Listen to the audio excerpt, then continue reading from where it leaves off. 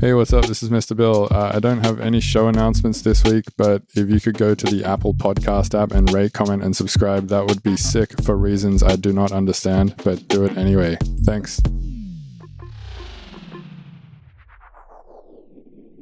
Hey, you're listening to the Mr. Bill Podcast. Hey, you're listening to the Mr. Bill Podcast. Hey, you are listening to the Mr. Bill Podcast. Hey, you're listening to the Mr. Bill Podcast. Hey, you're listening to the Mr. Bill Podcast. Hey, you're listening to the Mr. Bill Podcast. Hey, you're listening to the Mr. Bill Podcast. Hey, you're listening to the Mr. Bill Podcast. Hey, you're listening to the Mr. Bill Podcast. Hey, you're listening to the Mr. Bill Podcast. Hey, you're listening to the Mr. Bill Podcast.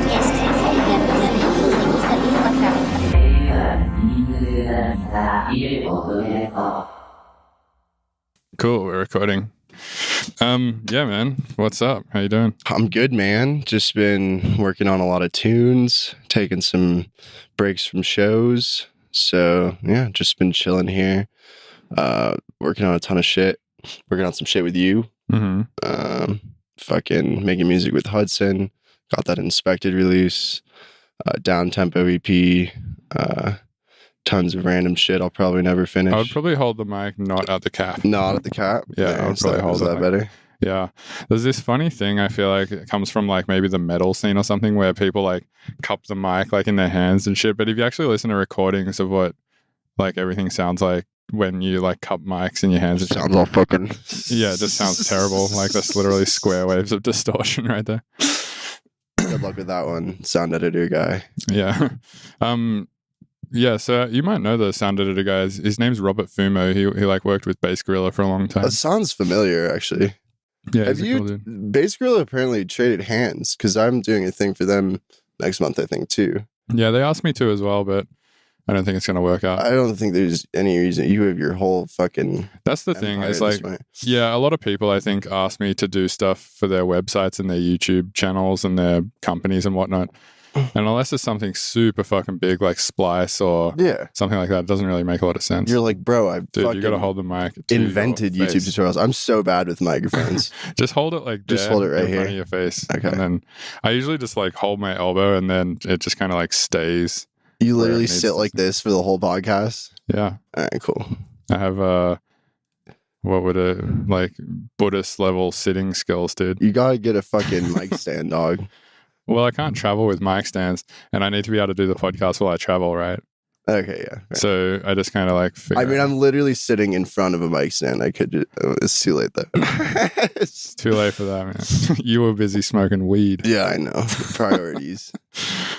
So I wanted to talk about your sketchy tweets. My sketchy tweets? Okay. Yeah. Hell yeah. You have two in particular that I think are like super interesting. Super sketchy?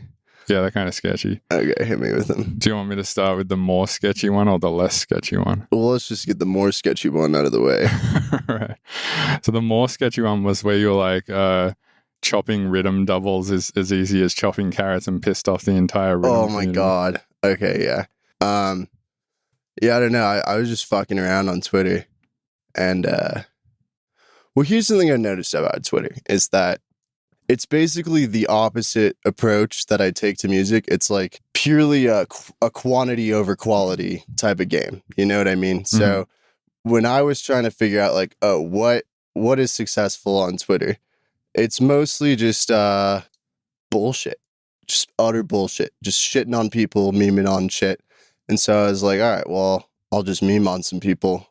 And then immediately regretted that because it was not taken well at all. It wasn't taken as a joke. It was taken as like a fucking like slight, like stab at it. Oh, you fucking elitists think you're like better than rhythm is. I mean, so yeah, it became a thing for sure. Do you think that you're better than rhythm? I don't think I'm better than rhythm, but I definitely get pretty bored of rhythm. Yeah, musically it's not the most interesting, but honestly, like that's kind of the point of it though. It's like I get bored of rhythm in the same way that I get bored of psytrance. Yeah. It's like a formulaic thing that's just, set up, and like it seems like almost the entire genre is based around the setup for the punchline, and the punchline is always sort of the same. The same fucking thing. Yeah, but that's by design. Right. The whole idea is to like mix as many And then like the whole DJing thing actually, contrary to that tweet, it's like if you're DJing rhythm, you actually have this opening now to do way more with the DJing because everything is structured for that. You know what I mean? So like you can do what some of these guys do and play like, you know, fucking 10 songs at once and cut between them and actually like make that work. But to me, that kind of speaks to how little creativity there is throughout, because if you could actually play 10 of these fucking songs against each other and it works, like there's some inherent format being followed somewhere way down the line there that's like very strict. Kind of, but here's the thing is like you can do that also with like tipper tunes. You just have to find the right tunes, and it's actually really difficult to find two tunes that will drop over one another and not interfere with one another too much. Like for instance, the one I showed you the other day of Grass Rat and that unreleased Resonant Language tune. Yeah. It just took me having known both of your tunes quite well to be able to think like, oh, that would probably work together. Well, and that's like a layered drop though. Dude, literally, so that's exactly what, when you're talking about like chopping rhythm tunes together, doubles is basically what you're referring to. And that's like... Is it? Yeah. I'm thinking like literally like crossfader, just like switching between two fucking songs or any like 4 songs, however many. And you just like switch it on the snare. Mm-hmm. Is that not what that is? I mean, yeah, like that's what chopping is, but you still have to find drops that work together. I definitely used to be reductive about this as well mentally until I like tried to do it. And like lately in my sets, I've been doing more doubles and more chopping and shit like that. But I've been trying to do it with bass music, and I've like usually what I'll do is I'll take some like heinous fucked up rhythm track and try and layer it over something more interesting or just with more elements happening like my own music. Just sort of like, A, make it more fun to play in a set, but B, just like make it sound more modern and relatable to kids who are going to be at the shows that I'm playing recently, which is like, you know, for instance, I'm playing tomorrow with Peekaboo and last week I played with Dirt Monkey. So these kids are like kind of used to that more standard. That format. Yeah. So, but it's actually quite fucking difficult, I've found, to find even simple rhythm tunes that all seem to follow the same format that will go over bass music tunes. So. First of all, with that tweet, it's not like that's a position I even like really hold or give a shit about, because I've never tried chopping rhythm.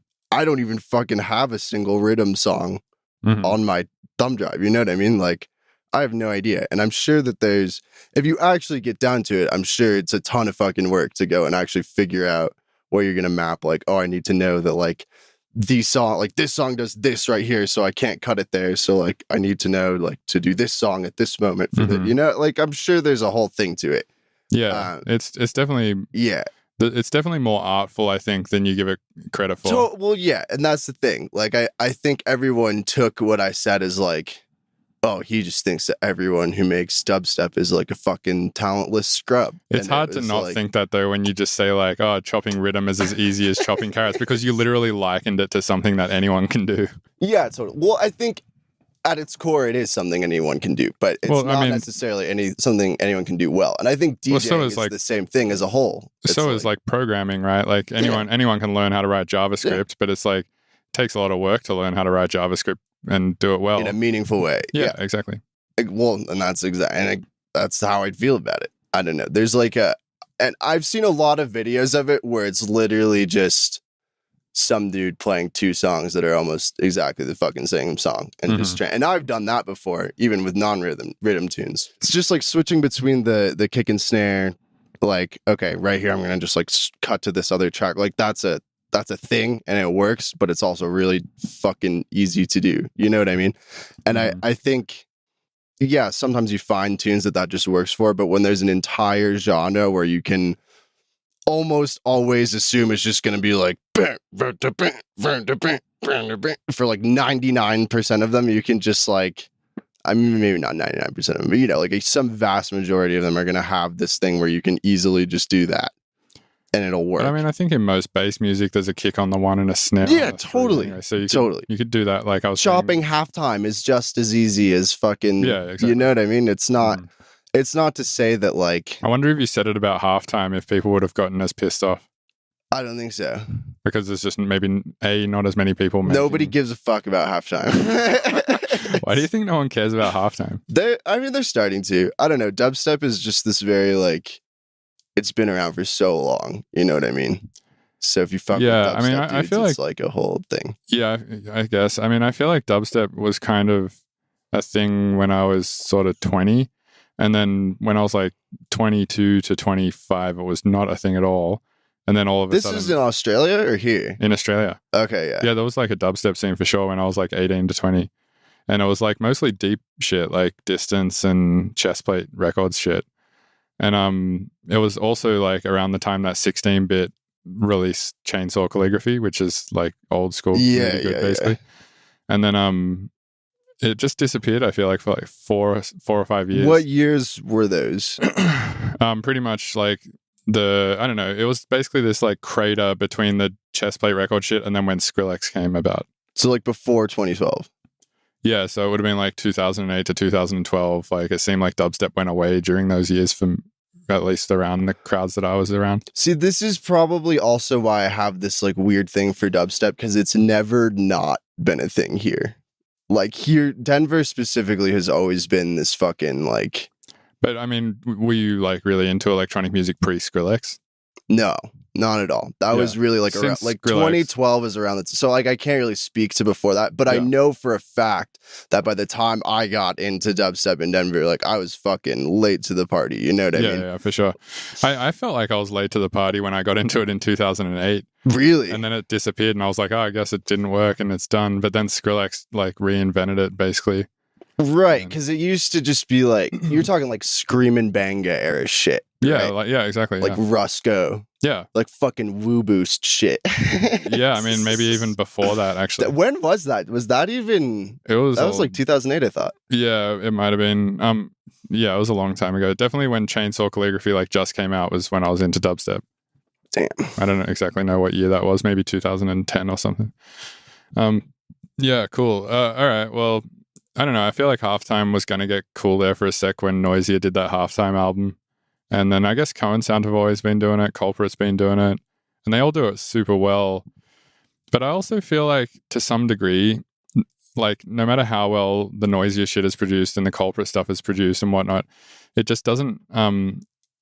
it's like, I won't say that it has like shitty songwriting or bad songwriting, but it's definitely weaker songwriting to Rhythm, in my opinion. Like Rhythm is just such a clear fucking presented idea.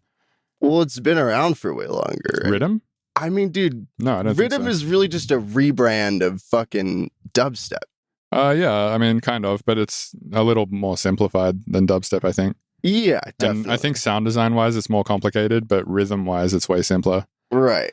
It's just like super reduced down. But yeah. But that's the thing, right? Is it's almost like they've taken all the shit that worked about dubstep, removed all the shit that didn't, and then put it on steroids, and like that's kind of what it is. Yeah, it's like this really refined song idea. Halftime hasn't gone through that yet. Right, yeah. Nobody gives a shit about it still in the same way. Yeah. Maybe they never will. It's like Halftime needs a Skrillex. It's almost, well, because there's this interesting thing of like UK Halftime is just, to them, it's literally halftime. Like it's halftime drum and bass. That's how they think of it. But here it's like this hip hop influence thing. And it's the same tempo, but people think of it more like that. And I think that has a huge thing going for it already. And so like, well, hip hop has always kind of had a big thing here, I think. Yeah, exactly. Since its inception with like, you know, people in, where was it, Brooklyn and stuff maybe? Yeah, fucking, I mean, all over. On both coasts. I mean, as far as I'm goddamn, I have no idea about hip hop history, but like hip hop history with Nolan. Yeah, God, no, I'm not the one to ask for that. But I feel like it's so embedded in the culture here that like that's the reason people like Copycat. I feel like because it taps into this like beats thing, but it also to me it sounds like fucking Halftime because that's how I hear it. But yeah, I would call what he does Halftime for sure. I think I would class anything between the tempo of like 80 and 100 Halftime, basically, if it's like got like neuro basses. It's so ambiguous and a Duffy snare and shit. That's how you know. Yeah. And it's just got that erosion layer of noise over everything. It's just like the first hit is that's a neuro. Yeah. That's the thing. That's kind of like the equivalent of the massive VST wub in 2008, right? As the erosion sine wave neuro in 2020. Dude, honestly, and I mean, as much as I'll shit on any genre for its tropes, like, oh my God, it's starting to get bad. Like, it's starting to sound exactly the fucking same. Neuro, yeah, I would Every agree. time. Like, I can click through, I won't even like mention labels, but I'm on a few labels promo lists, and they'll send me some shit, and I'll click through the whole album really quickly and just be like, yeah, everything is just like, like literally just a doofy snare and a bunch of erosion white noise. Yeah, man. It's kind of sad, but I mean, it's also good because that just means that happens to every genre, right? Like, yeah, I mean, it needs just means more people are doing it. Right, yeah. And then eventually, hopefully, it goes through some like metamorphosis and comes through the other side a stronger genre or something. Nah, I think it's just like there's always going to be, I mean, it's the same as dubstep, right? Like, there's some people who are really fucking good at it and making like incredible dubstep. And then you have like the majority of it, which is just super mediocre. Mm-hmm. Any genre, I'd say that's true for the most part, because you just get more people doing it. So you get a few that are really good, and then you get just everyone else. Yeah, I suppose. Or it's like kind of a preference thing too. You just have like your top 5% preference of the artists in that genre. Right. Versus, but I don't know, maybe there is some like objectiveness to it. Like, what is objectively Oh God, good? are we going to get into this right now? Oh, dude, we're going to get, we haven't even hit the second sketchy tweet yet. Oh my God. I mean, yeah, I would say when I say someone who's really good, I just mean somebody who's like refined the tropes out to the point that like they have their own voice with it. You know what I mean? Mm-hmm. Like, there's certain people who it's really hard to rip them off because it's not the sounds. It's not like one thing. Yeah, it's like just, Tipper, basically. Exactly. It's like, yeah, you can't like make a tune that sounds like his without it, everyone just being like, oh, great, Tipper. Sounds almost as good as Dave. Good job. Yeah, totally. Yeah, good point. Cool. Do you want to talk about the second sketchy tweet? All right, what's the second sketchy tweet? So the second one was brought to my attention by Dave. Oh God. We were chatting the other day and he was like, that tweet by Nolan was pretty funny. It was not being able to mix down your tune is like a whole aesthetic these days. Yeah, that's not the worst tweet. That's not the worst tweet, but I mean, it doesn't hit anyone specifically, you know. It's nice and I figured out the strat. You just can't target anyone. Just don't target a group of people that, but sure. You know who you are. Well, so here's the thing. I was thinking about this on the car ride here because I was like, we're going to talk about it. Oh, I'm going to bring it up. So I wanted to like think about how I felt about it. And I think whenever anybody sends me a tune, if I think it's badly mixed, I always just assume that that's what they tried to do. Like, I always just assume that... Really? Yeah, I never assume that it's because they can't mix or because they're bad at mixing or because their setup's bad or whatever. I always just assume, like, they must have just wanted it to sound this way. And I don't necessarily agree that that's a good sounding song or, like, the mix down is not how I would do it. I don't know. I always just give people the benefit of the doubt that they meant to do that. And I think that comes... honestly, from doing so many collabs. Yeah, because it's always different. Well, what happens a lot in collabs is someone will do something. I'll be like, oh, cool. Obviously, you weren't able to execute that. I think I'm able to execute what you're trying to do better. And I'll just change it into what I think they were trying to do or a better version of what they were trying to do. And then quite often, like maybe 50% of the time, the person will be like, no, that was exactly how I wanted it. And it's like, you exactly wanted it to sound that shitty. Oh my God. And they're like, yeah. And then I just have to sort of bring myself to a place of like, all right, well, I just have to accept that you have a shitty ear. and just like, well, okay, but I'd say, but I can see I like that about collaboration. I like the fact that you have to just compromise on that. Yeah, you just have to come to these points of acceptance, and you end up with these tunes that you never would have ended up with otherwise and shit. When you first say your perspective on that is that it's a creative decision. For collaborative stuff, maybe. Because to me, if you're collaborating with somebody, you're like kind of, that comes with the assumption that you think they know what they're doing, right? Like sometimes, yeah. Maybe not. But for me, it's like I would only write music with people who like, you know, who you like think I are trust also them good at to fucking music. write a good thing. Mm-hmm. So it's like if they make a decision, even if I wouldn't do it, I would still be like, okay, I like that decision. You know what I mean? But if for this perspective I'm thinking of is when I teach specifically, it's almost always people coming and being like, help, why does this sound fucked? You know what I mean? Or just like, give me feedback on this. And I'll be like, this mix sounds weird for this reason. They'll be like, how do I fix that? And maybe that's definitely just my opinion on some level. But I would say through that process, I found that almost everyone can't hear their shit properly at all. Mm-hmm. You know what I mean? Like they just can't hear the problem. Like No, like they're referencing it on some garbage. Like I'll be like, send me a picture of your setup, and it's just like some KRKs next to a fucking wall in the corner with like no treatment. So there's like some crazy resonances happening. Yeah, and it's like they're just literally not hearing the same thing. But even still, like I mean, when I was in my studio, like at Doghouse, and the setup was like perfect. It was like a completely flat responding room with a low RT60 and like a crazy amount of treatment, and like it sounded super good. And like, you know, the soundstage was perfect. Like everything about the room was like, from my acoustician's perspective, who's like, you know, works with the guy who literally wrote the book on mastering, Bob Katz, and like teaches at Full Sail and shit like that. Even he was like, he gave that room like, this is a perfect room, like sign off. And even still, I would send tracks to people, and people on shittier setups, like your setup, for instance, or like, you know, my friend Cooper in LA, who's just, I think he's also got the vocals, who writes music as Ulysile, or, you know, I would just like send it to people, and they'd be like, oh, there's this weird like thing that I can hear on your kick or something. And then I would like listen to it on headphones and be like, oh, weird, I can hear it in headphones, but I can't hear it on my like amazing fucking Barefoots. I always thought that room was weird because it feels like, I know what you're talking about, because I like the imperfection of these speakers because they sound like, they make me want to make music, and they're definitely not perfect. They definitely have like these fucking sub cannons on them that are a little bit excessive, you know?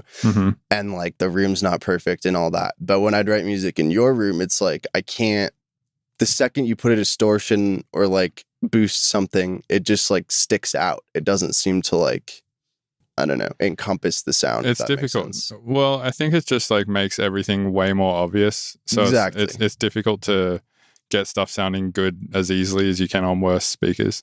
But it makes the mix down easier because at the end, everything is, all the problems are so obvious. Right. Yeah, no, I don't know. I mean, but you're still, even without that setup, because you have a new setup now. Do you like your new setup more? I think so, just because it's more of like I think your point of saying you prefer a setup like this to ride on versus a setup like my old studio is valid. And I definitely think I prefer the same. Like I prefer a shittier setup to ride on, and maybe a nicer setup to like master fix or mix everything. Yeah, exactly. I agree. I think it's way easier to write music on a worse sounding setup because but there's a cutoff there where it's like, as soon as you get to a certain threshold of shitty, it's like you're now fucked. Yeah, like you're now unable to hear like issue. But so here's the thing: is like when I was writing music in Spain, I was writing music on Encanti's setup for like 2 weeks. And literally he lives in like this classic Spanish house with like all tiled floors, and like half the walls are tiled as well. Right. So I was literally basically writing music in a bathroom with M audio speakers. And it was like the worst shit ever, man. Like it was so reverberant and fucked. But I wrote a tune in there that Tipper played in New Orleans. And I didn't remix it in my studio, and I didn't remaster it or anything. Like literally the version I wrote in that room and the render I got out of that room, Tipper played it. Yeah, but I also think there's a certain level of like, you've written on a lot of good setups, so you're just like, like the awareness is there or whatever. Yeah, I mean, that's true. A lot of these people who I think have sketchy mixdowns, it's like they've literally never even heard music properly in a studio. Yeah, and I guess like being able to read meters is like good as well. But that is true. Like once you've written music, I think in a bunch of good studios, when you write music in a shitty studio, you're like, oh, I know that sub is going to like come out super hard on like... Yeah, you like understand at least what everything's doing.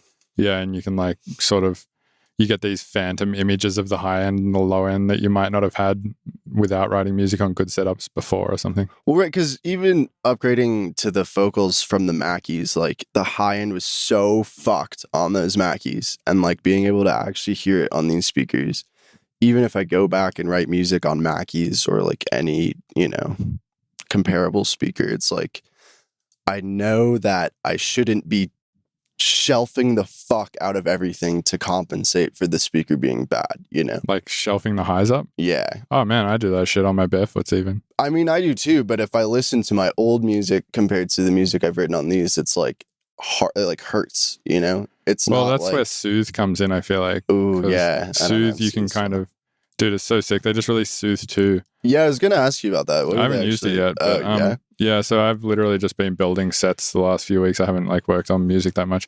That's why I like gave all the project files from this new EP to collaborators, and I was like, you work on them and then hand them back basically after this weekend, and I'm totally free to work on it for like 2 weeks. Perfect. But yeah, Soothe 2 looks fucking sweet. They've basically yeah. redone the engine, so I think it's going to cause way less latency. Okay. Which on my setup, it hasn't really been causing latency anyway, so I'm not stressed about it.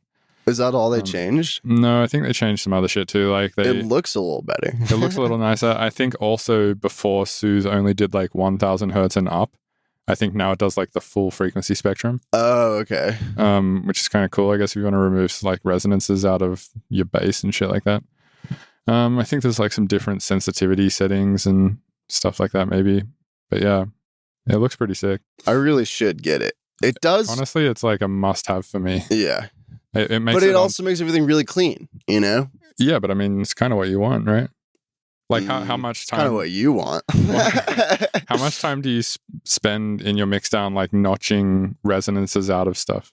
A fair amount of time, but not as much time as I spend building those resonances, if that makes sense. You're right, like making the resonances exactly how you want them or whatever. Well, just like fucking ruining things until I like it. Like I spend more time making shit worse than I spend fixing it. Yeah, I've noticed you have like a pretty destructive process where like you'll just sort of keep reprocessing a sound until it comes out the other side good, rather than being like, oh, maybe I should have just done a different thing the last process or something. Yeah, because I feel like you can always... I've started to realize this, especially even working with you, it's like a sound is just an effects rack at the end of the day. Yeah, I think so. I think sound design is mostly in processing. Yeah, so you can take pretty much like a sine wave, anything, and just like get something out of it. You know what I mean? Yeah, it's funny. Sometimes my processing racks will get so intense that it literally doesn't even matter what I'm feeding into it; it'll just sound the same. Like you can, you totally. can feed in like you're just hearing the rack at that point. Yeah, exactly. But it's that's just a good spot to be in. Kind of. I mean, because you can just start feeding it a ton of shit, and then you have just like a sound from the rack, and then you just delete it, and make a new one. Right. Yeah. Do you do that often? Do you save like a bunch of effect racks and bunch of? You just never. Almost never. I'll save instrument racks, but for effect racks, I'm building for every sound because of that exact problem. Because otherwise, it all just starts to sound the same. Right, but I think like your music generally has like a very unique sound to it anyway. So it's like, I mean, it all sounds like squelchy and just neuro. It's all so fucked that it's hard to distinguish. You know what I mean? Well, no, I would actually say your music's fairly clean, like especially in comparison to rhythm and shit like that. Well, no, but I mean, like the sounds are just so abstracted that it's like to get another crazy sound isn't gonna stand out. Really, it's just gonna sit with all these other kind of fucking really crazy sounds, you know. There's no way to like break out of, you know, like when I put one of my sounds next to your sounds, it really contrasts it. Whereas when I have an abyss of granular cuts in a thing already, just kind of like blends in against that no matter. So I'm always just like, all right, I can make literally anything and it'll probably sound all right. Yeah. In what sense do you think a crazy sound is more effective? Do you think it's more effective to have like a simple beat with like pretty simple sound design and just sprinkle in a crazy sound here and there? Or do you think it's more interesting to have just insane sounds constantly? I feel like it's almost never as interesting to have crazy sounds all the time. Yeah, I don't think so either. I think it's kind of boring to do that. Well, it's hard to do it well.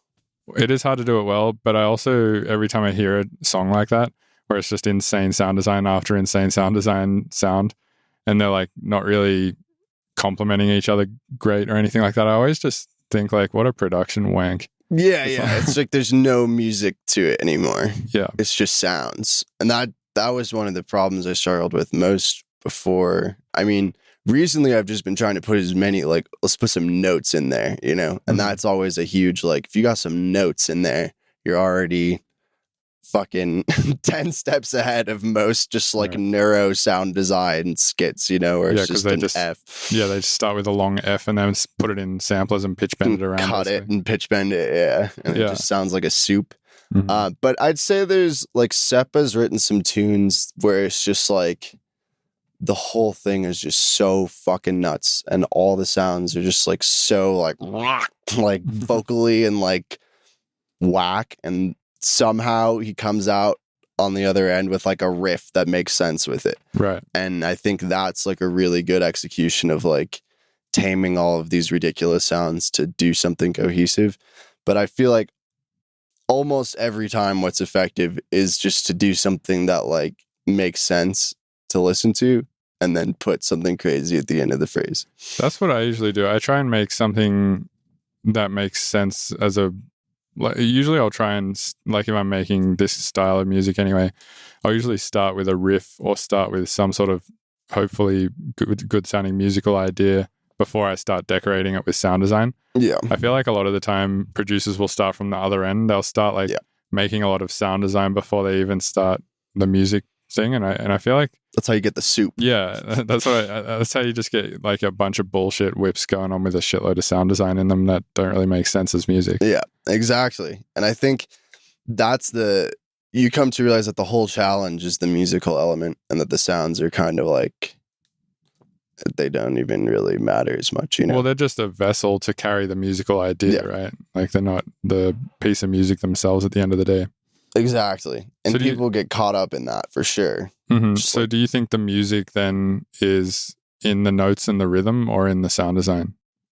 Well, it's in all of it, but like there are really good songs that have just really good notes and rhythm, and there's really good songs that have, I mean, basically just really good sound design, and it's not even really music, you know? Like if you had to like take one or the other, like if I like music that sounds like music personally at this point. I think there was a time when if it had good sounds, I was sold. But I don't know, the novelty wears off on sounds once you've made a billion cool sounds. You're like, well, it's just some like random shit. I think the problem with making stuff too musical, like especially with like a lot of upscale stuff, not so much in like the notes and the melodies and the intricacies of the drop or whatever, but more or less in the arrangements, like having these weird like intros that aren't like just straight up 16 or 8 bars or 32 bars, and then these drops that aren't like 16 to 32 bars or whatever, but instead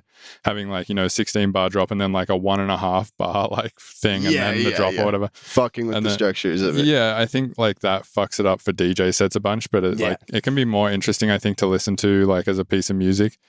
But I think it needs to be re-edited to play live sometimes. Well, and that's the line you gotta ride, right? Is like depends what you're trying to do. Exactly. And you've experienced this fucking more than anyone with your live sets. Like there's only a certain amount that you can break down conventional structure before people are like, I don't fucking care anymore. Yeah. And well, what I've found is people care mostly about 8 bar chunks. Yeah. I found like it really like adding extra bars and shit like that as like creative choices in a live set really doesn't make any sense. Yeah. It really just fucks the setup, honestly. Right. People like to know that like it's almost like they need to feel like they trust you as a DJ to drop the thing at the right time. And if you keep not doing that, they're like, I don't trust you anymore. I'm not dancing. Fuck you. Yeah, yeah. Like every time I try and dance, I look like an idiot because of you. Bro. Exactly. Because that's what it is. It's like the whole thing is just a conduit for dancing in some sense. Like literally, that's all it is. I disagree with that on some level, and I try to challenge that with my music more than the majority of people are willing to, you know? Like my sets definitely have a lot of moments of just like, what the fuck is going on? Because I want that. But then in order to get away with that, you have to also give them the obvious, like, okay, there's going to be a kick and a snare here for, this whole tune just makes sense, even though there's weird fills and like weird moments where shit cuts out. Like everything comes back right on time. None of the lengths are weird. Like everything is very structured, and like there's some balance to be found there between like saying fuck that structure, I want to do something new and interesting, but also not alienating everyone at the same time. Yeah, I've had that thought a few times just about my music in general, where I don't think I'm like strong enough of a person emotionally to just have everyone be like, fuck that, it's too hard, it's too challenging to listen to. And I'm not also too much on the other side of needing everyone's attention so much that I have to do the exact thing that everyone's doing as well. Right. Which I think, like, you know, some people I think find themselves too much on either side. You know, like maybe in the case of, say, someone like Ankle Pants, I think he just literally doesn't give a shit if anyone likes his music or not. Yeah. Or like if anyone likes his sets or not. He's just like, I think what I'm doing is super interesting and I'm a more validated source than anyone to know whether that's the case or not. Well, and that makes it better almost, even though I don't really, it's like not enjoyable. It's challenging. It's super challenging. I mean, it's just musically challenging, and it's like obviously theatrically challenging for a lot of people. I don't find the theatrics of it challenging, like the dick mask and shit. I think that's like fine. It's funny. For me, the music, when he has some tracks that are like pretty straight, nice techno tracks and shit, and I can get into those. But then when he starts going too far down like the microtonal hole and like the weird, like crazy odd time signature hole, I understand why he's doing it. It's because he's like really into world music and really into like interesting other cultures and shit, and he's trying to like do it in his own way, I guess. And but yeah, I mean, I think he's a case where he's just like, I literally don't give a shit if anyone doesn't get this, and nobody does. Some people do, but yeah, it's definitely less than people who get standard rhythm and stuff. Definitely, like oh my god, his boiler room. Have you watched his boiler room set on YouTube? It's so good. Just everyone's just, they're really down at first, and there's some point where everyone is kind of just like, okay, what the fuck is happening? And everyone's just kind of sitting there just watching this dude like scream into his fucking, he has that like sword microphone that's all mapped out. Yeah, so that has like accelerometers and shit in it. So like when he moves it around, it's pretty crazy, honestly. Yeah, his whole body is like covered in accelerometers, basically. Really? Yeah, like his whole suit has controllers in it. His shoes have controllers in it, and when he walks out on stage, they trigger these like two samples that sound like a giant walking, basically. Oh my god. So when he like walks out from the green room onto the stage, that's so dope. It's like real theatrical and like crazy. That's actually a fucking sick idea though, honestly. It's fucking sweet. But yeah, it's crazy stuff. But then I think you find people completely on the other end of that spectrum where literally all they care about is being popular, right? Yeah. So they'll literally just do like the exact thing that's popular at the time. Anything to get, and they'll like suck all the agents' dicks and like, you know, just be a mad industry fucking cock. That's a huge part of the culture of the live gigging, you know? Yeah. I mean, I think there's far less people like Ankle Pants than there is like the... Oh, God, yeah. I mean, maybe not, and you just never fucking hear of any of those other people, but yeah, no, I'd say there's like a huge ego-driven side to a lot of it that really frustrates me, because I think it like holds back like the people on both ends like maintain the status quo. Like the people going to the shows want the same fucking thing, and the people playing the shows, not everyone obviously, but just in general, like the people who are just like club DJs and shit just get off on the attention and just want to play like, you know, top 40s of whatever genre that people are into. And I don't know, there's nothing inherently wrong with that. And like, I realize that we care about music infinitely fucking more than most people do. So, and also like the details of the music and all that shit. But yeah, like what makes it bad necessarily then if the people who are at the club want the thing and the people who are playing the shows are giving the people the thing that they want? Nothing. Yeah. Ultimately, if you look at it as a business, but when you look at it as an art, that's like the entire problem. You know, like how is that a problem? Because it prevents progression in some sense. I think that's starting to change even here, though. I don't think that's the case. I mean, I think like these people will do their thing, and I think if anything that will like cause rebellion from other people like Ankle Pants to be like, you know what, I'm going to do like the fucking far opposite of that. And like, I talked to him about this the other day. I was asking him about his set at Wormhole because somebody, like since moving to San Francisco, somebody there was just like, oh man, that Wormhole set he played here a few years ago when he opened for Noisia at Wormhole. What? On Halloween. Oh my God. And I was like, dude, that show sounds like it would have been so insane. And the person I talked to was like, oh yeah, it was just a little much for people. It was a bit weird. And the show, like, I don't know. He didn't really explain it what happened. So I just asked, Ankle Pants. I was like, what happened at that show? And he was like, I don't know, it went fine, I thought. And then he's like, it sounds like you've got something to tell me about it. I was like, no, someone was just like telling me about the show. They said it was like a bit weird or something. And he was like, weird, yeah, because I'm not a fucking idiot wearing a flat brim hat playing the same music as everyone else. And I was like, it's funny because it's true. Could you imagine going to Wormhole to see Noisia and seeing that? Like, if you weren't like aware that was going to happen.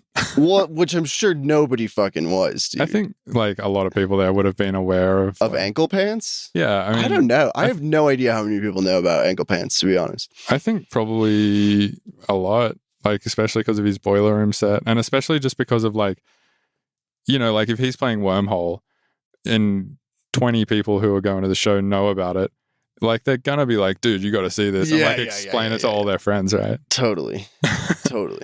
Which makes me think it would go exactly according to plan, but yeah, I don't know. People get fucking spun. I think it did go according to plan. I think the one person I was talking to was just like freaked out by it. Yeah, that's what I'm saying. I wonder what the percentage is of people who go to an Ankle Pants show and come out the other end being like, oh man, that was the sickest shit, and become a fan, versus people who are just like, that was disturbed. Yeah, like need therapy and shit.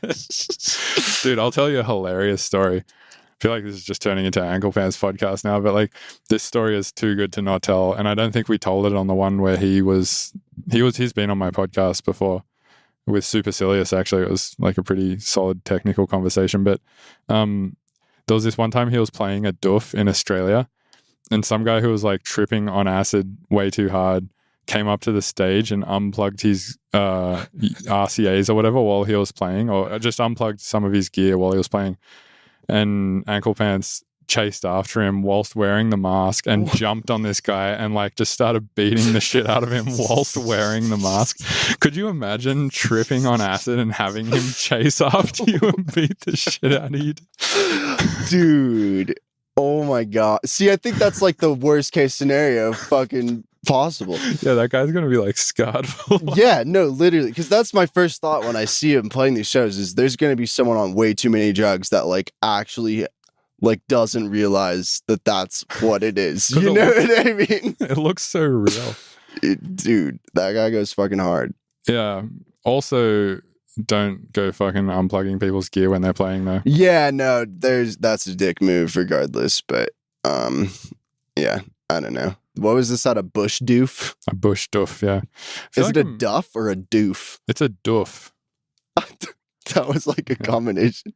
Yeah. A doof. A doof. That's how. Is that a U or an OO? It's two O's, yeah. So a doof. That's how American people say it, yeah, a doof. Just sounds wrong when you say it. I think Freddie Todd was like the first person I heard say that, because he came to Australia in 2012 to do some shows with me. And he was like, yeah, I'm playing a doof. It was like, what is it again? It's just like a rave in the desert, basically, right? Yeah, I mean, it's sort of like, I guess, I don't know, have you ever been to like a 4 to 5, maybe like a 300 or 400 person like small festival in the bush? Sounds like Moon Tribe, kind of. Yeah, something like that. Except Australians just do it a little differently. It's way sketchier and like way less organized. Wait, sketchier how? So in America, like, I think festivals are more of an economy. Like, there's more money involved with them. And like underground shit like that, though, you mean? I don't know about this one in particular that you're talking about, but just the ones that I've been exposed to, even like the smaller ones that are 300 or 400 people, they just seem way more organized. Yeah, totally. You go to Australia and it's like, literally some dude will send you a text on your phone being like, you got to go to this tree that looks like this and turn left, and then like drive for a while until you see a balloon and then turn right there or something. That's what Moon Tribe is. But I think those are more of a rare thing. There are way more just like legit small festivals here that have like staff and like fucking is an actual event. Yeah. It's like it's a legit event with like, in Australia you go and it'll literally just be like one sub and like two tops in the middle of the bush with like 100 people just sitting in front of it on like heinous amounts of acid. That's so proper though. It's kind of sick. Like, is it psytrance? Yeah, it's just psytrance for like 3 days straight and nothing else. And if you play anything else, like they get mad. Yeah. That's actually very similar to Moontribe. Then you should go. You're close. Do you go to LA ever? Yeah. Actually, I've been really liking LA for like the last few times I've been there, and I actually specifically think I might move there at some point. Yeah, it's tight. I really like going there. You should definitely go. It's just out in the fucking desert. Head up De La and go party. So, is this a techno festival? It's calling it a fest. It's like a one night thing. They have one that's a few days. A lot of doofs are just one night. Yeah, as well. yeah. It's just like on the full moon, you get like an email with like some coordinates, and then follow some fucking and the reason they do that is like obviously so it doesn't get shut down basically by cops, right? Yeah. Well, I think actually now that because this has been around for so long that, and I don't really fucking know that much about it. I've only been the one time, but I think that they have like a thing with the cops now where they just kind of like let it happen. Like pay them basically. Maybe. I don't fucking know. But they just kind of let it because nothing ever really goes wrong.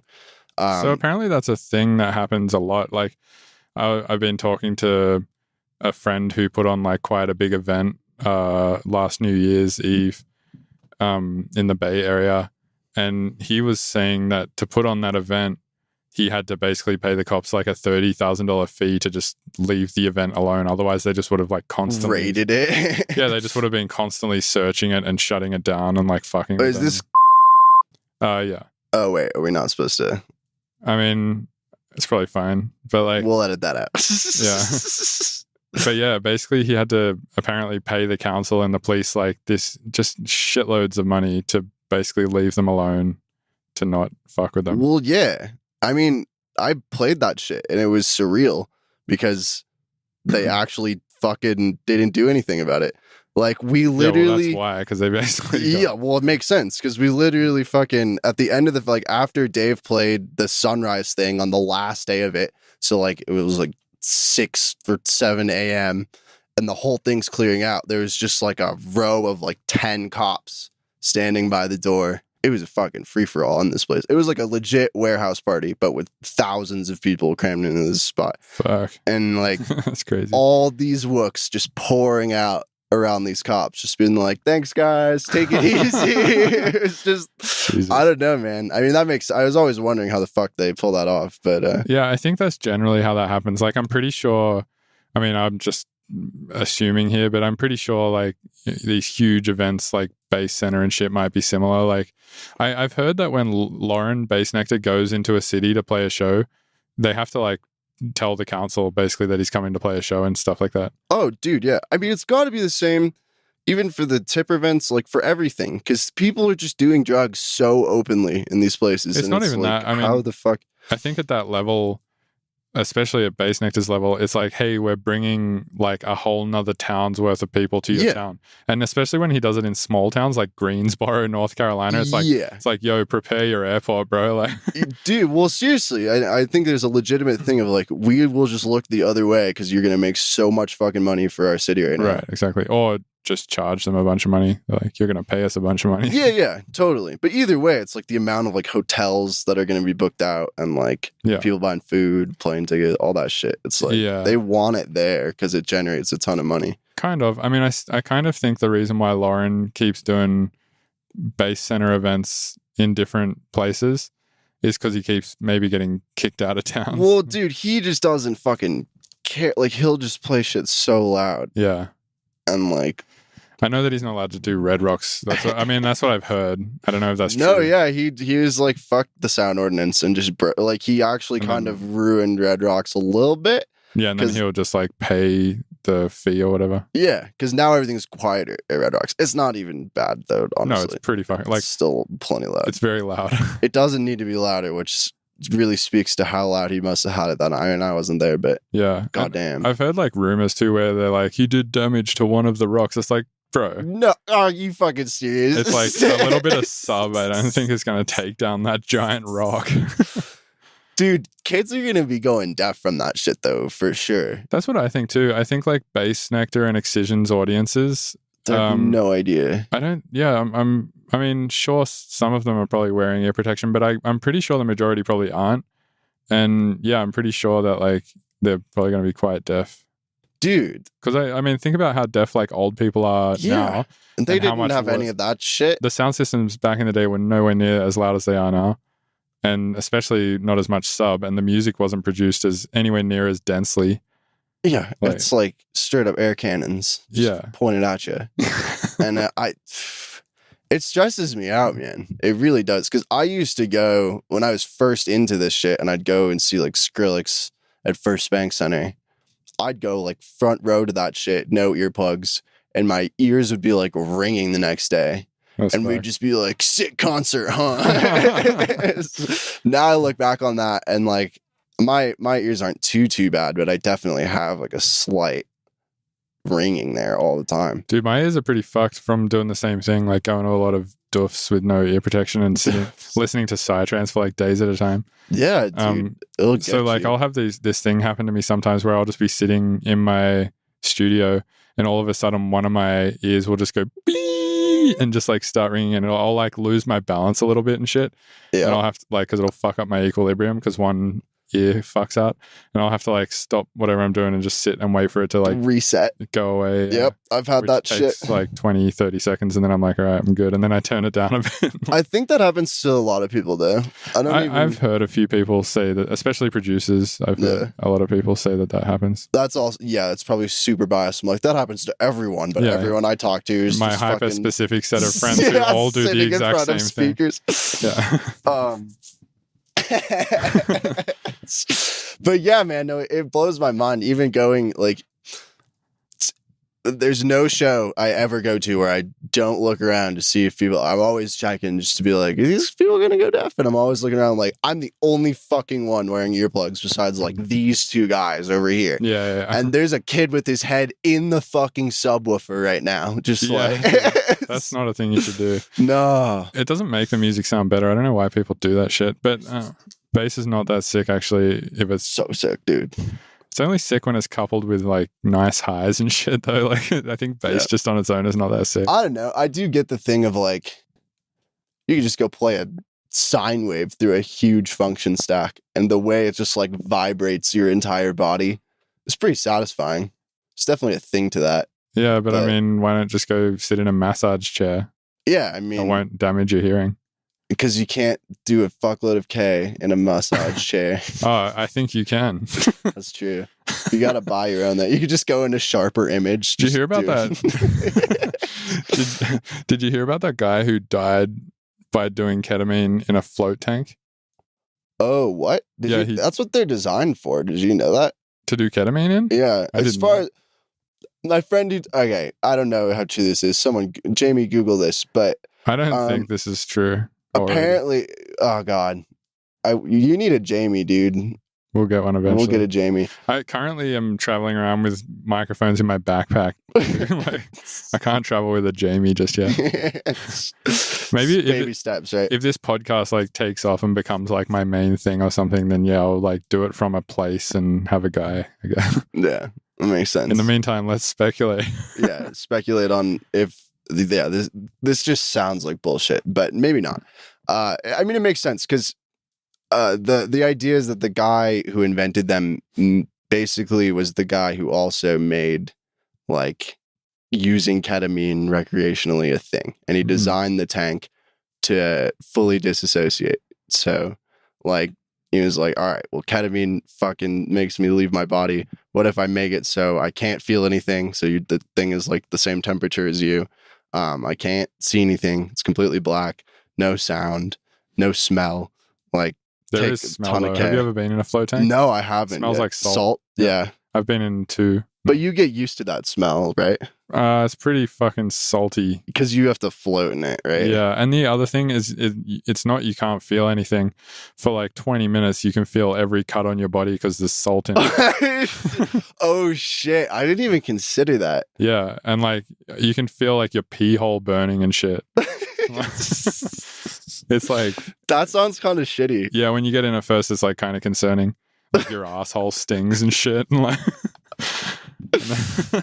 But then that just goes away. Or you just Yeah, you get I your guess, like- body's just like fuck it, whatever. I suppose like the salt just cleans all the shit enough that it's just like, yeah, we don't sting anymore. Okay. Just, you know, kind of like when you put Dettol on a burn or a cut. Yeah, it just straight kind of away. like fades out. Yeah, like after a while. burns a shitload until it like gets rid of the germs or something, and then it's fine. I think that's how that works. I don't know.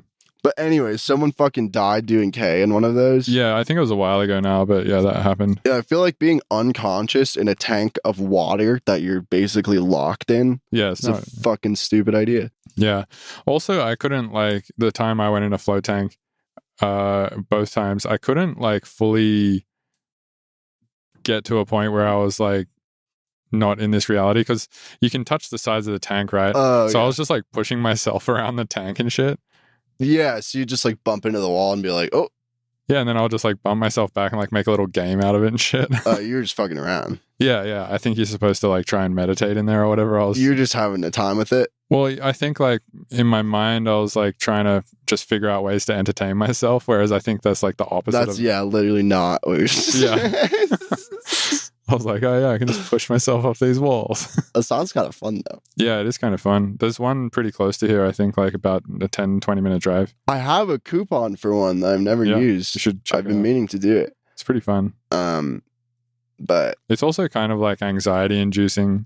dude, that's kind of why it's like, oh, get super relaxed, but it sounds fucking spooky to go get in a dark tube. Yeah, well, so here's the thing is like, I just kept getting paranoid that like someone will have like, so when you get in the tank, it's like these big sort of iron like handle things that you pull open, Yeah. and you could quite easily just like put a broom handle through both of them and like you'd be locked in. So my mind is just like, someone's definitely put a broom handle through this. So like every 20 minutes or something, I just like Check it. check that the door Dude, still straight works. up though. I mean, as much as that's a little ridiculous, like And also like my I don't blame you. phone was just outside of the tank, so I was like, is my phone still there and shit? And like, you can't lock the door.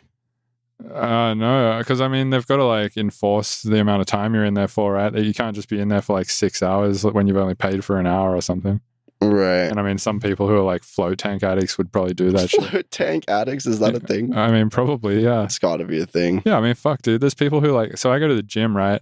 And sometimes I'll do like a 1 hour workout and then like 30 minutes of cardio and then like 30 minutes of stretching. So that's like 2 hours in the gym. That's a long time. Yeah. And there'll be people who are like well into a workout, it looks like, by the time I get there and are still going by the time I leave. Like there's Right. people who are just, Do it all fucking day. yeah, they're probably in the gym for like fucking 6 hours a day. Like there's Yeah. people who are addicted to all sorts of shit like that. So I guarantee you there's people who are like that with flow tanks. Hey bro, you're trying to go float, lady. Yeah, totally. They're like always trying to get you to go do it and shit. And you're like, fuck off, dude. Hey bro, you got any spare float tickets? I do want to try it though. It looks pretty dope. Yeah, it's worth trying for sure. How long have we been talking for? Well, let's talk about your sleep schedule. Okay. So you have a pretty crazy sleep schedule, it seems like. Like, are you about to go to sleep right now? No, I just woke up Oh, okay. right before you got here. Oh, nice. Okay. What time did you go to bed though? Like 6 a.m.? 6 a.m. So were you just writing music until 6 a.m.? Yeah. Last night I'd stemmed down 170 channels or some shit with Hudson Why? because we tried to finish that tune in like a week because there was a week deadline for the thing. Oh, right. So you're just like, we need to make 170 stems to... No. We were just like, let's just fucking make this song. And so we didn't organize it. We didn't do anything. And then somewhere down the line, we were like, okay, we're going to actually like work on this. Mm-hmm. And then we had 170 random bullshit channels. And so spent all night getting that down to like 8 stems. Damn. So both you and Hudson generally have this like crazy night schedule? Yeah. Hudson is a bad influence. And me as well. So like, what's the worst it gets for you sleep-wise? When it's flipped. Okay, so what, like you go to bed at like 8 a.m.? When the sun is up, I'll go to sleep and then I'll wake up and it's dark. Okay. And then I'm like, this is fucked. Yeah, it's like the opposite of what this should be happening. Yeah. And then Do you feel like it fucks with your mental health? Or does it just make yeah. you, does it make you feel like seedy all the time? What the fuck does CD mean? I don't know. Like I find when I flip my schedule like that, which happens not that much these days, but it used to happen a lot when I was younger, it would just make me feel like fucking weird and like I wouldn't know what times to eat food and shit. Like That's the worst part. honestly, is I'll wake up and I won't be hungry. Like I didn't eat before we did did this podcast, so I'm fucking starving now. Right. But when I first wake up, it's like not even an option. Mm-hmm. So yeah, no, I definitely don't recommend it. It's definitely not good for my health in any way, but also I get a lot of shit done. You think you're more productive at night? Well, because there's nobody around. Like during the day, there's always like people around doing shit at this house. Like there's always people here, and there's always like people fucking messaging me online, and there's always like something that needs to be done, you know? Are you pretty good at like so like music is sort of a flow state thing, right? Like you got to do it for a minute before you're like in the vibe, and then you're like kind of getting shit done, and editing is like becoming more flowy, and you know what I mean? Like once you get into like a session for a couple hours, it like starts to all feel a bit better than when you first started writing. I think it depends on the song. Yeah. And are you one of those people that can just sort of like snap into that state? Yeah, where immediately. Like, yeah, I'm sort of the same. I feel like a lot of people can't. Like they need to. People are fucking finicky about music. Yeah. It weirds me out, honestly. Yeah. I think people like you and I just have like a bunch of tricks up our sleeve to like force creativity. Totally. Where it's like, oh, if I just render this thing enough times, it'll eventually create some sort of stimulus for my brain that goes like, oh, now I have an idea. Yeah, I can do something with this now. Yeah, Exactly. exactly. I think people don't, they get stuck at this thing of like, oh, I need to pull an idea out of the ether. And sometimes they can do it. And when they do, it's like, oh, I just executed this idea in my head. Whereas me and you are fucking... just like brute force our way through it. We're just like, let's make anything and see where it goes. Yeah, exactly. Which I kind of find frustrating sometimes. But yeah, I think it's not fun all the time. Yeah, I don't think music writing has to be fun all the time if your job is being a musician. Yeah, totally. I think it's nice for it to be fun all the time, but realistically, if you're just waiting for these ideas to come out of the ether, you're not going to get a lot of albums You're not written. You're not going to get anything. I mean, yeah, even like stemming all that shit last night I was just pissed the whole time. It sucks so much. We had to go through so many goddamn channels, all ungrouped, and it was just like we were writing down every channel that needs to be in every stem. And I didn't want to do none of that, but that's like how you make it better. Like you got to just do the things that suck. And then as soon as you have it stemmed though, like the stems are in there and I'm immediately just like, boom, just like fucking doing so much shit to the tune that would have taken forever otherwise.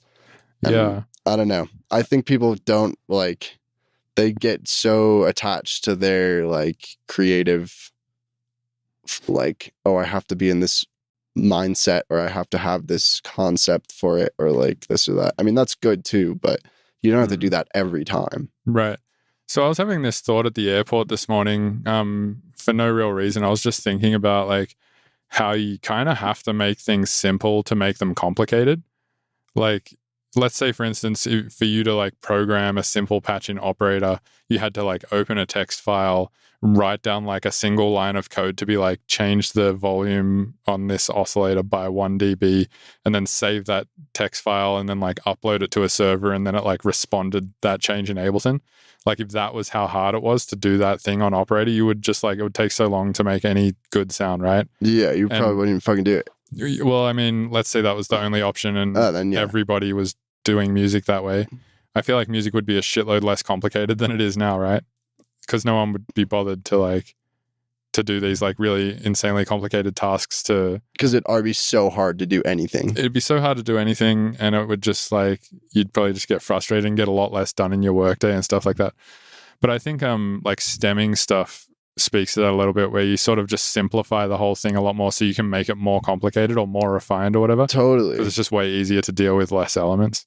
Well, yeah, I think even now, like Ableton does a good job of making something that is really difficult ultimately, which is making music. Like you can take anyone and just show them some shit and they can start playing with it, you know, like it's intuitive enough that simplicity is there, but you lose that really quickly when you start putting like fucking 30 effects on a channel and then hundreds of channels. Yeah, exactly. It's like it becomes hard to like look at the song as a normal thing, like a song, because you instantly look at it and you're like, all I see is just like layers and problems and like, an abyss of shit. Yeah. And you're like, oh, I hear this thing that needs to be changed, but I don't know where it is.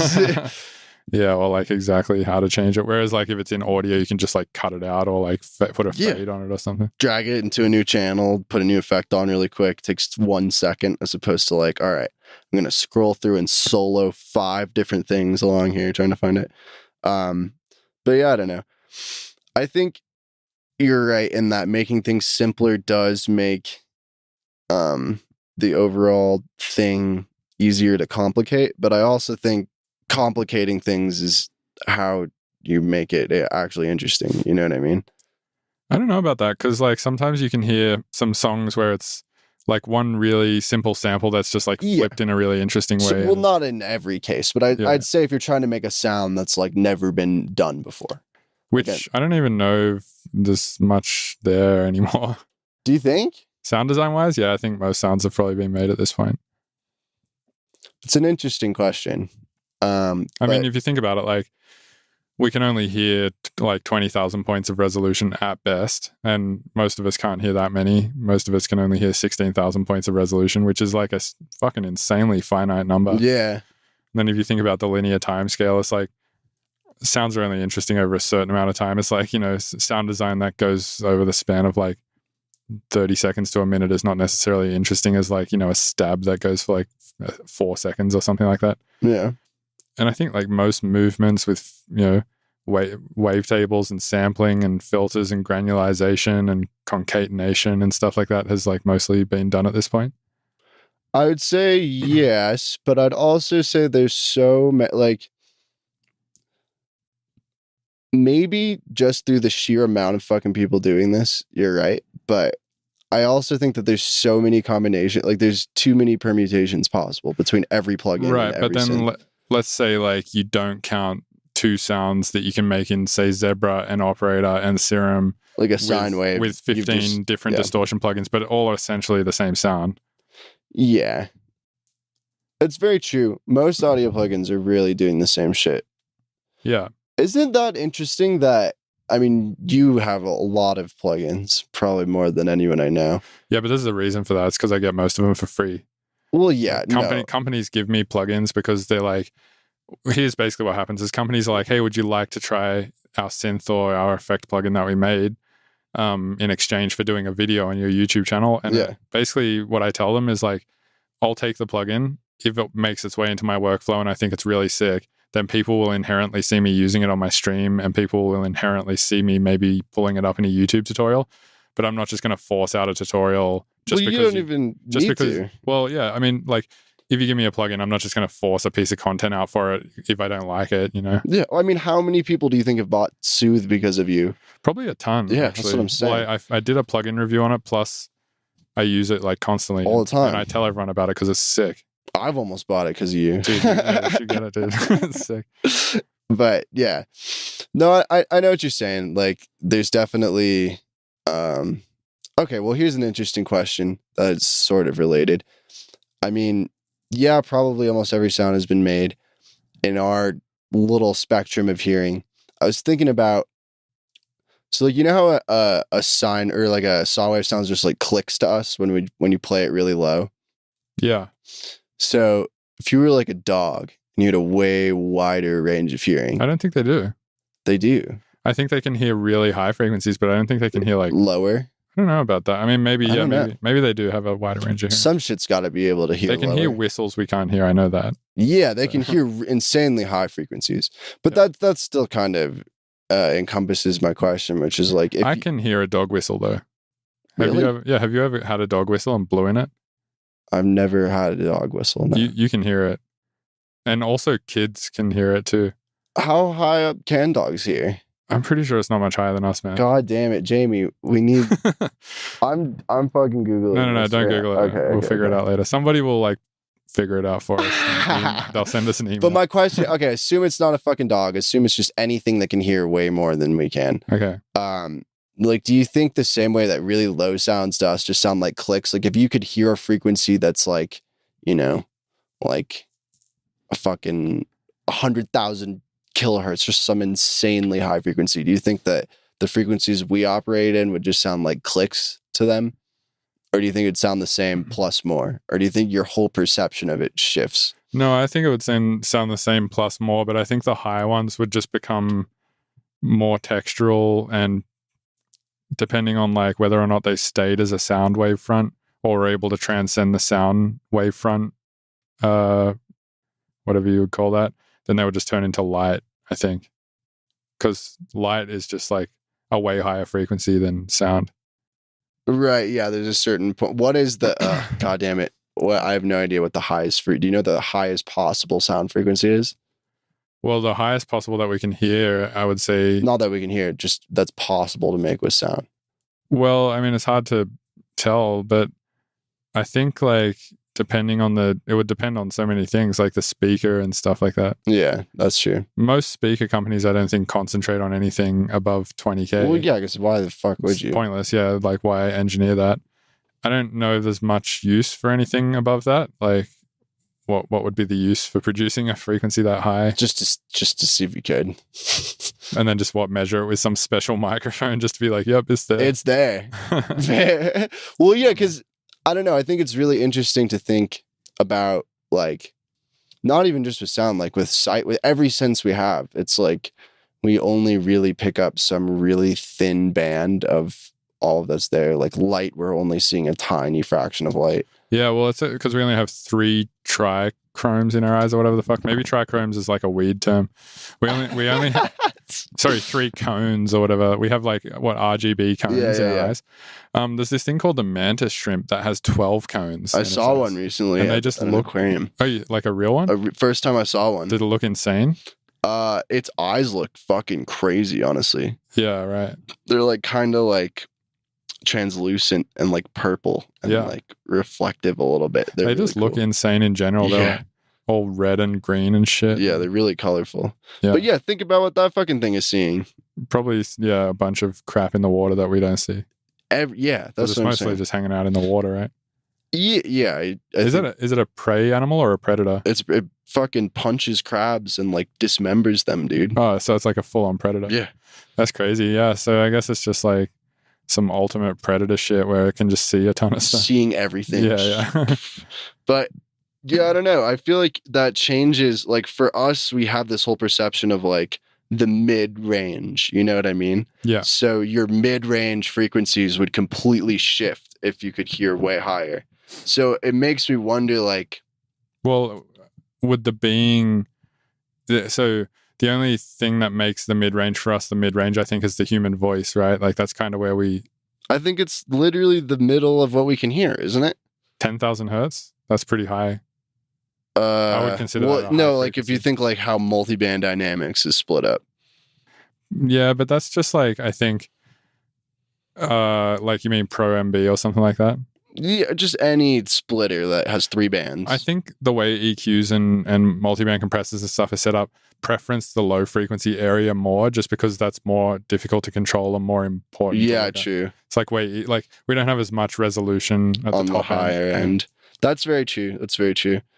So you think it would also like another thing that proves this is like if I played you like 500 hertz and then 501 hertz, you'd be much more able, I think, to tell that they were 2 different frequencies than if I played you 17,000 hertz and 17,001 hertz. Right. Like, absolutely. Because it's closer to, and the frequencies are so fast that it starts to just sound like fucking noise to us. Yeah. But that, I guess, is my question is like, okay, but if we could hear triple that, then would that difference still be as hard to discern? I think only if we existed in a species where our voices were also really high. Yeah, sure. I think, because I think a lot of it would come down to like evolution, and I think like we've just evolved to have really defined hearing around the mid because that's where everyone speaks. Yeah, and it does make sense. Very important to evolution to be able to hear what people are saying. So if our voice is made shrieky, yeah, and you're hearing straight dog whistle shit all the time, yeah, then you think that like... I think our resolution, like our ability to hear at a higher resolution in that range would also increase over hundreds of thousands of years of evolution. Right. But what would that mean for how you perceive it? In music, I think it's the same just in thing. general. Like I wonder if someone who could hear, like, is it just a point of reference thing, or is that literally what it sounds like? Like, are we hearing objectively what a frequency at that like a saw wave at this frequency actually sounds like, or if there was actually Like, a way to is hear it it all the way up. absolute? You mean like is Yeah. that absolutely how it sounds to everything? Yeah, like if I play a really low cycling saw wave, does that actually sound like a note to something else, or does that actually sound? You know what I mean? No, Probably not, but I have no idea. At least not electronically generated out of speakers, because the speaker also has like physical limitations where it can only like physical cone. That's what you're hearing as an artifact. Well, you're hearing like the flutter of the cone at a really low frequency, I think. Yeah, because it has the saw makes the speaker like reset all the way back. Yeah. So that like you hear the artifact of that. So I guess that's not even really what it is, but I don't know. Yeah, I mean, I think like if that like the lowest frequency produced is probably by the planet, right? Like I'm pretty sure the Earth is like humming or something at all times. Sounds legit. I wonder if like we do hear the hum of the Earth, but it's just like blended in because we've just been all hearing it forever. Yeah, like when the heater turns off in your house and you're Yeah. like, oh Man, there's fucking like a ton of weight off my shoulders. that's a really interesting thought. Like everyone's tinnitus just stops. They just like turn off the moon, Oh my and god. everyone's just like, oh, that's what that fucking. Oh, it feels so much fucking better. Yeah. Fuck. Cool, man. Well, Yeah. that was a pretty long podcast. Seems good. Thanks for coming on. I appreciate it. Yeah, for sure, man. Thanks for having me. Yeah, of course. All right. Have a good one. Yeah, you too. Cheers. Thank you for listening to the Mr. Bill Podcast. Thank you for listening to the Mr. Bill Podcast.